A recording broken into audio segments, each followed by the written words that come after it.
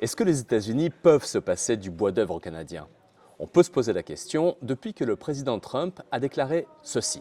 We don't need anybody's trees. We have to free up some of the tree areas that we have. We have great lumber in this country. We have to free them up environmentally, which I can do very quickly. But we don't need what they have. Techniquement, Donald Trump a raison. Un tiers des États-Unis sont recouverts par des forêts. En comparaison, les forêts couvrent 40% du territoire canadien. À l'intérieur des États-Unis, il y aurait moyen d'accélérer la récolte, au moins temporairement, pour produire plus de bois, pour être plus autosuffisant.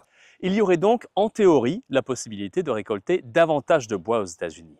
Mais la grande différence entre les deux pays, c'est que la majorité des forêts américaines sont privées, alors que la majorité des forêts canadiennes sont possédées par la couronne, donc publique. C'est donc plus difficile d'obtenir des droits de coupe aux États-Unis. Et même si le président Trump suggère qu'il n'y a qu'à changer les règles environnementales pour couper plus d'arbres, selon les experts, ce n'est pas aussi simple que cela paraît. Mais pourquoi Donald Trump a-t-il fait cette déclaration? C'est que depuis plus de 40 ans, le bois d'œuvre canadien est perçu par les producteurs américains comme une concurrence déloyale. Il sait aussi que les producteurs canadiens sont mécontents de la menace de tarifs de 25% sur leurs produits qui sont déjà taxés depuis le début des années 80. Le bois d'œuvre, c'est une des spécialités canadiennes.